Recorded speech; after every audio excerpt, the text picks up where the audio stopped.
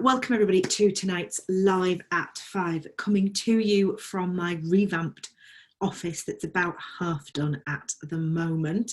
So welcome to tonight's live broadcast.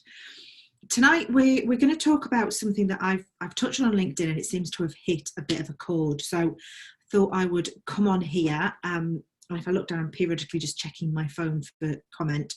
But I am just checking in with you, really. And so this had a bit of a resonance on LinkedIn, so I thought I'd come and share it with you here tonight for our Live at 5 session. So I'm Kate Young. I'm the founder and CEO of the Safeguarding Association, working predominantly with designated safeguarding leads to make sure you get your safeguarding right and you're supported in doing so. So what am I talking about? Well, I'm talking about emotional boundaries. It's one of those things that we can often get a bit forgotten about.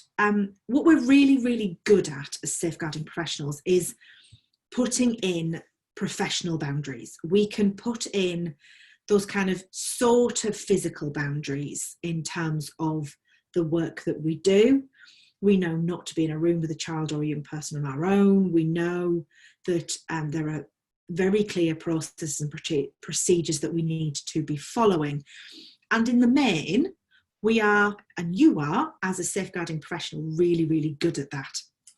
However, what we are not so good at sometimes is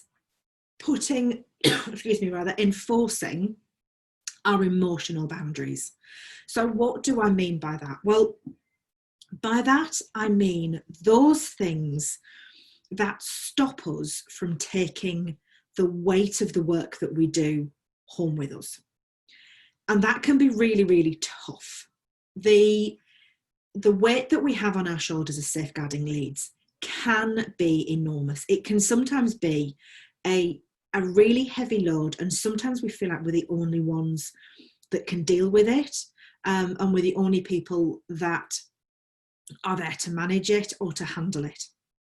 And as such, what can happen sometimes is we get so focused in on the right outcome for the young person, on taking the right steps, on making sure that our staff feel supported, feel like they can come and talk to us and offload anything that's going on with them. We've got all of this stuff coming on top of us. And if we're really not careful with how much stuff we're taking on, what can happen is we can sink. Some of you may have seen the cartoon, and I'll find it and share it in the group for you. But there's a cartoon of a person walking around and keeps, every time he talks to somebody or touches them, he takes a bit more of them on. So he goes from being clear to being opaque. Over the course of the cartoon takes place over the course of a day or a week or so.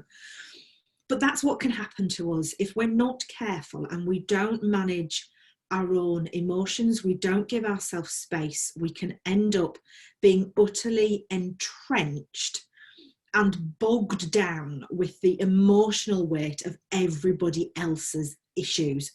And that's a really difficult place to be. If we are stuck dealing with everybody else's emotional baggage and rubbish, ours doesn't tend to go anywhere because we've wrapped it up in everybody else's. Now, I know some of you are amazing at having really clear boundaries. You've got great processes in place for dealing with this emotional side of things, and that is phenomenal.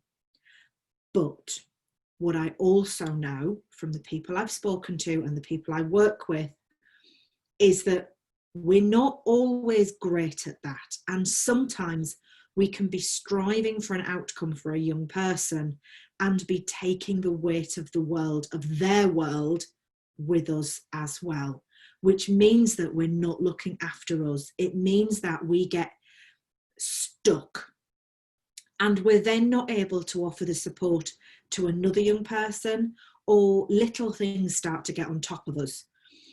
Now, let me be really clear here. I am not talking about mental illness here. I am, oh, why is this talking to me? I'm not talking about mental ill health necessarily. I'm not necessarily talking in detail about mental wellness. But what I am talking about is that emotional impact, because they can be two very different things. We can be emotionally bogged down, but not have a mental health issue. It's a bit like what happens is we can become a bit obese with our mental wellness, whereas we know our BMI should be somewhere a bit lower. It's a really crass analogy, and apologies for that, but if we're not careful, yes, it can dip us down into the whole mental wellness issue. But importantly, what it will do before that is it will mean that you're not able to do the job as well as you know you are able to do it. And you will wonder why you are struggling. You will wonder why things are taking 10 times longer, or why things aren't happening the way they normally do happen. So just be aware of that. And I'd love to know in the comments below, what are your techniques? What techniques do you have to shake off those days when that happens overtly? And also, what techniques do you have in place to make sure that you notice when you're taking on a little more than you should do emotionally? So please let me know in the comments what your techniques are, what your best tips are for dealing with this, because we can all learn from each other. And maybe, just maybe, there are some of you who have been running around like headless chickens for the last 12 weeks who are feeling really, really almost burnt out right now with the emotional weight of everything. And I hope this video gives you some opportunity to pause, to think about where you are emotionally. What are you taking on? What are you taking emotional responsibility for right now that you shouldn't be? And what can you do right now to make sure that you can shake that off? And I'll give you just one thing at the moment. And that one thing is to take at least an hour and turn all of your devices off, and to either do something for yourself on your own, or do something with the family, and not pick up a device, not pick up an email, not think about work. Easier said than done, I realise, but take 1 hour where it's just you, or it's you and your family, where you can be together and you can reconnect with them, and you can reconnect with yourself, and give yourself some breathing space, ready to start tomorrow as into a new frame of mind, and you're not carrying with you all of that emotional burden. If after you've taken that hour, you are still struggling with the weight of it all, then please send me a message. Please get in touch, and let's look at how we can help you release some of that burden, and think about some things that you can do really practically to make sure that you don't carry this burden for any longer than is absolutely necessary. I'm Kate Young, and I will see you next week for Live at 5.